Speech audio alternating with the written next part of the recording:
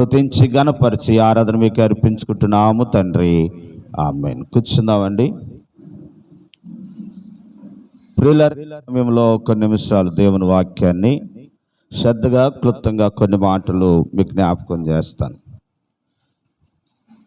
మనకి ఎప్పుడైనా కాలుకి దెబ్బ తగిలింది అనుకోండి, డాక్టర్ దగ్గరికి వెళతాం. డాక్టరు ఇంజక్షన్లు రాసి కాలుకి ఏలుకి దెబ్బ తగిలితే ఇంజక్షన్ ఎక్కడ చేస్తారనంటే చేతికి చేస్తారు.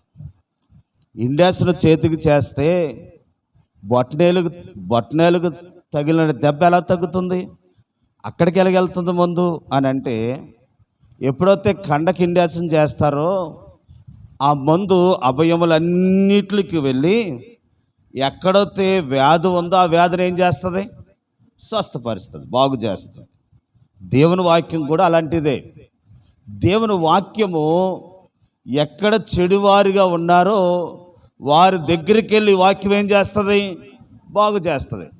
కాబట్టి కళ్ళుదారు తప్పు చేస్తా ఉన్నారు అనుకోండి, కళ్ళ గురించి దేవుడు మాట్లాడుతుంటున్నప్పుడు ఆ వ్యక్తి గల వారిని ఏం చేస్తుంది, బాగు చేస్తుంది.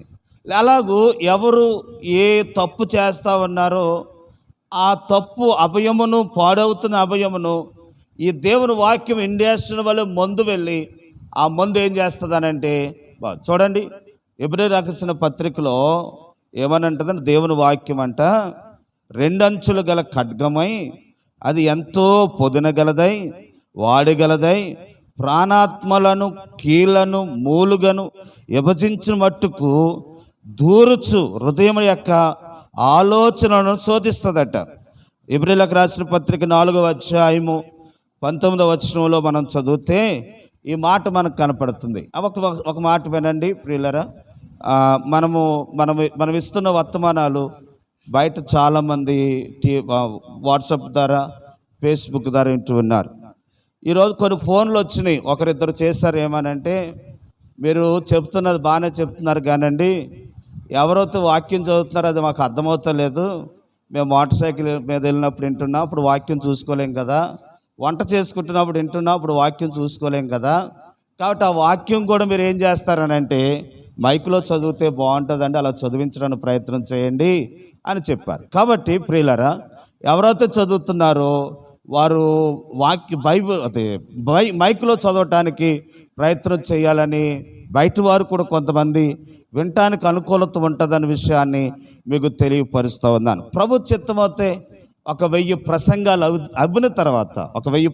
అయిన తర్వాత అవి మళ్ళీ మనం టీవీకి ఇవ్వటానికి అనుకూలత ఉంటుంది. దాన్ని కట్ చేసి చక్కగా వారు దాన్ని ఎక్కడైనా మరకలున్నా లేకపోతే చీకటి ఉన్నా దాన్ని సరిచేసి మళ్ళీ టీవీలో వేస్తారు. కాబట్టి ప్రియులారా, ఆ భవిష్యత్తులో దేవుడు మనకు ఎలాగూ సహాయం చేస్తారు. దేవుని నామమునకు మహిమ కలుగును గాక.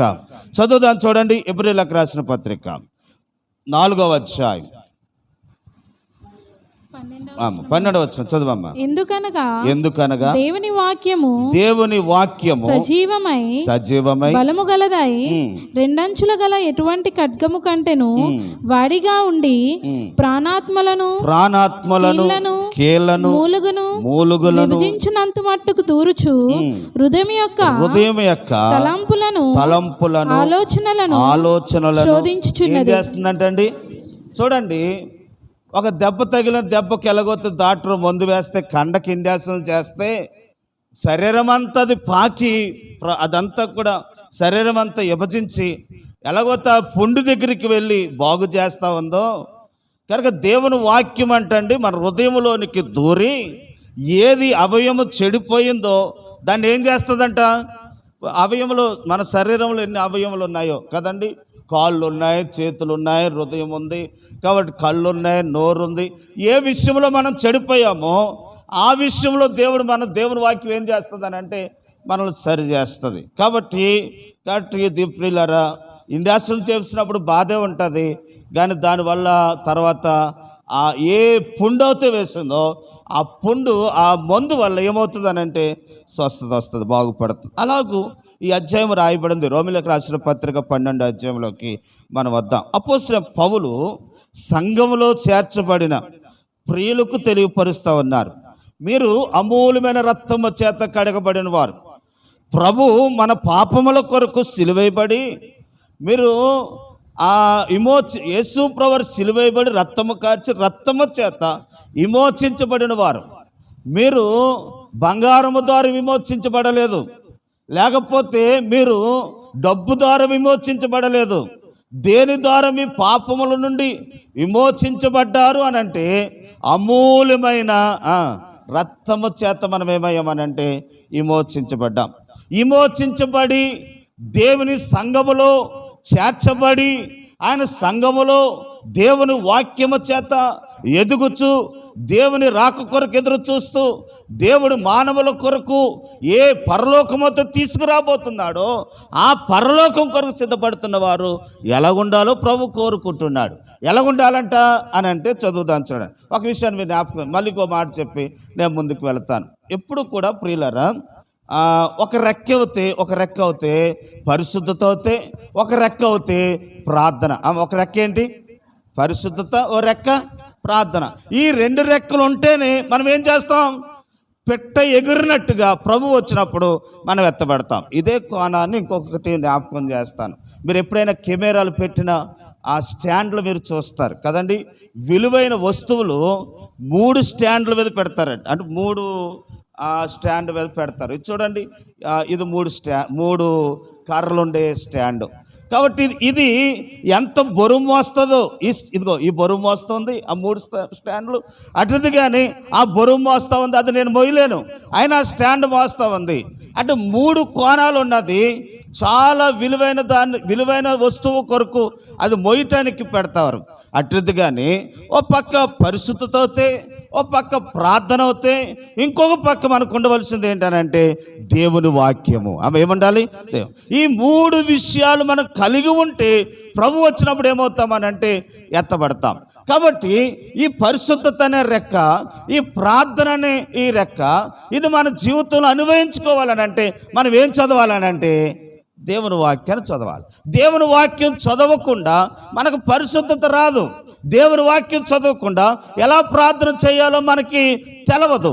కాబట్టి ప్రార్థన ఎలా చేయాలో తెలవాలన్నా, మనం పరిశుద్ధులుగా ఉండాలి అన్న విషయం మనకు తెలవాలన్నా మనం ఏమి చదవాలనంటే దేవుని లేఖనమైన పరిశుద్ధ గ్రంథాన్ని చదవనప్పుడే ఆయన పరిశుద్ధ విషయాలు దేవుని వాక్యంలో మనకు తెలుస్తాయి. ఇంకొక మాటగా మీకు జ్ఞాపకం చేస్తూ ఉన్నాను. పరిశుద్ధ బైబిల్ లోకంలో కొన్ని వేల పుస్తకాలు ఉన్నాయంట, గ్రంథాలు, మత గ్రంథాలు. కానీ బైబిల్కి ఒక్కదానికి ఏ పేరు పెట్టారని అంటే పరిశుద్ధ గ్రంథం అని పేరు పెట్టారు. ఏ పేరట? ఎందుకని ఆ పేరు పెట్టారు అని అంటే ఈ గ్రంథములో ఉన్నది పరిశుద్ధత గురించే బోధించింది తప్ప మరి దేని గురించి కూడా బోధించలేదు. కాబట్టి పరిశుద్ధ గ్రంథము ఎక్కువ దేని కొరకు, ఎక్కువ దేని చూపిస్తూ మాట్లాడిందనంటే మనుషుడు ఎలా ఉండాలంట? పరిశుద్ధుడిగా ఉండాలనేది దేవుడు కోరుకుంటున్నాడు. అందుకే పరిశుద్ధ గ్రంథాన్ని చదవాలి.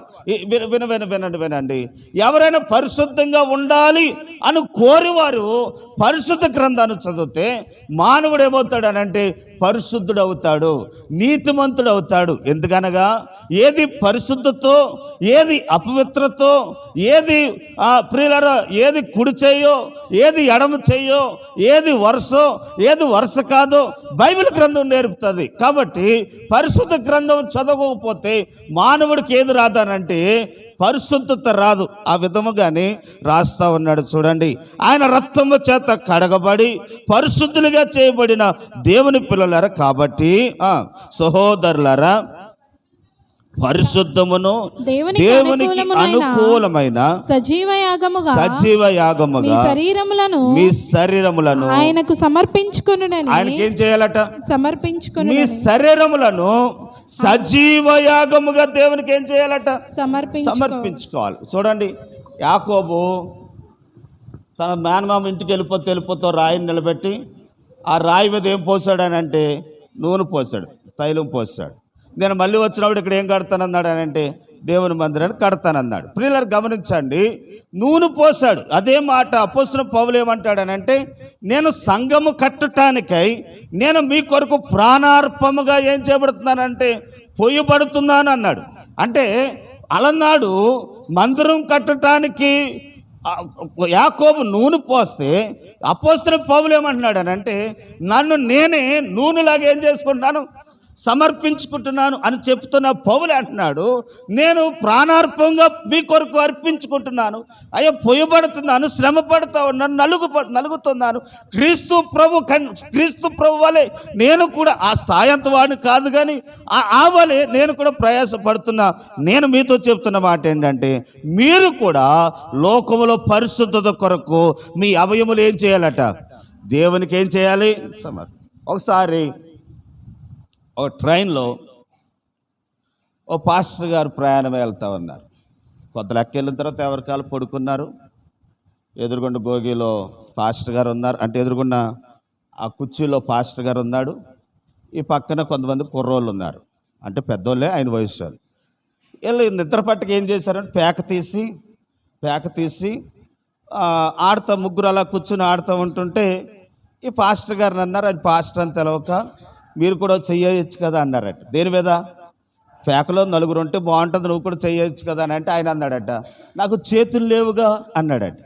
చేతులుండి చేతులు లేవేంటి అంటావేంటి అని పక్కాలమని నవ్వారట. చేతులు ఉన్నాయి కదా, చేతులు లేవంటావేంటి అని అంటే, ఒకప్పుడు ఉండేవండి అవి పాపము చేతులండి. ఆ పాపము చేతులు వల్ల నా ప్రభు నా కొరకు సిలువైపడ్డాడండి. సిలువైపడిన